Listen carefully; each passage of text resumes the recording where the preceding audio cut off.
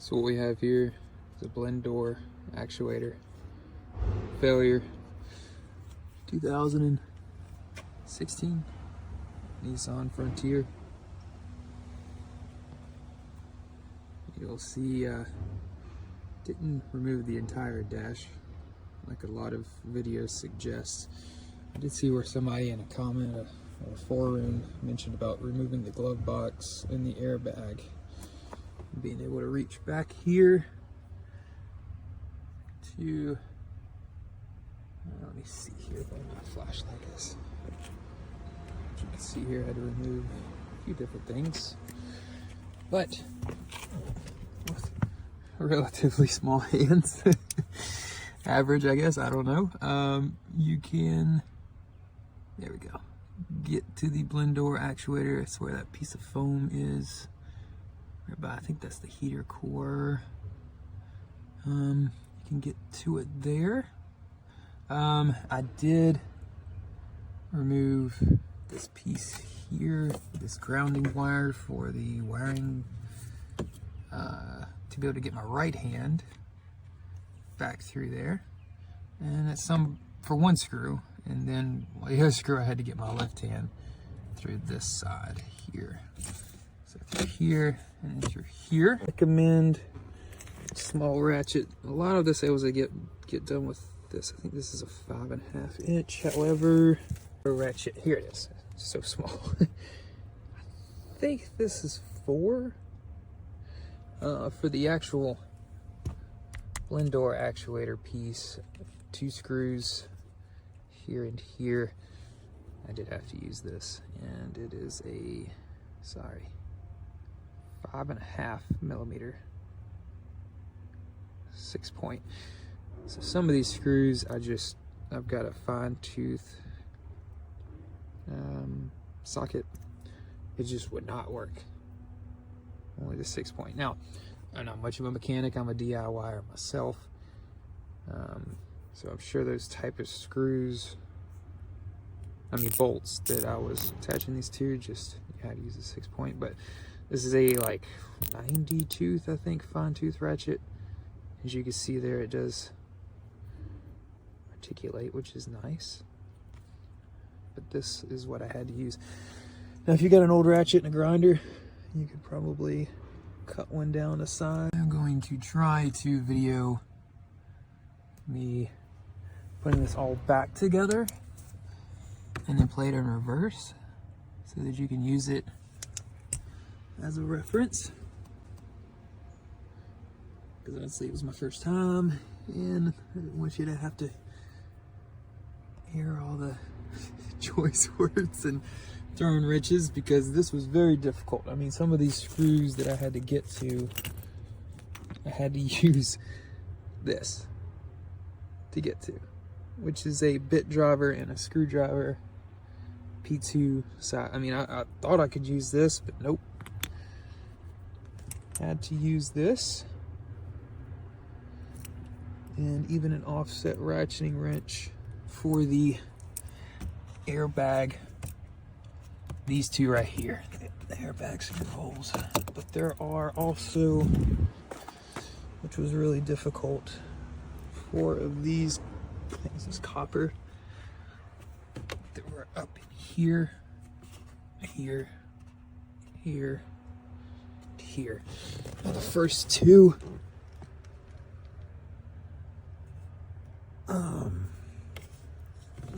right up in here. The front 2, I should say, were not difficult. The back 2, got a flashlight, the back 2 were pretty difficult. Like I said, I had to use this. So I got a flashlight here. Let's see if you can see some. I'm not gonna be able to get the camera up in there, but the screw is back there, and sorry guys, I'm not gonna be able to get them.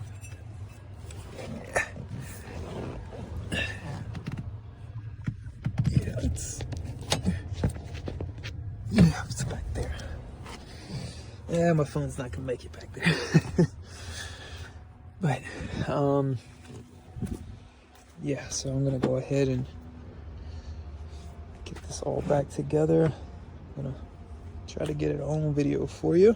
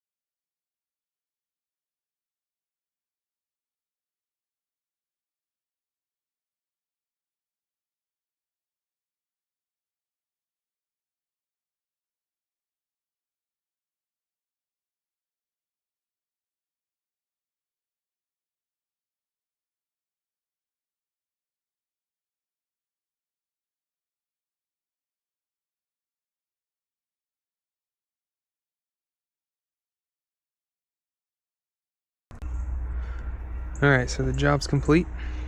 Just to go over all the tools that were used. You don't have to use this, but I use an auto ratchet with an extension, 10mm impact driver with the Phillips, and also impact with the 7mm. Also used 10mm here, extension here with the 7mm, and I believe it was only a 7mm socket that I used for this. Of course, the micro ratchet with the 7, as well as I believe it was the 5.5mm that was used for the bolts, for the 2 bolts here. I believe it was a 5.5. Again, this came in extremely handy for that. This was for those copper screws. Crazy, I know, especially for the back one. Well, actually only for the 2 back copper screws I had to use this. Of course, a pry bar, 7mm offset ratcheting wrench. This did come in handy. You may not need it, but I needed it. 2 different size magnetic screwdrivers. This was meant for prying the tabs to the airbag. I did break them, so definitely be more gentle. An eye, and of course a flashlight. And that's it.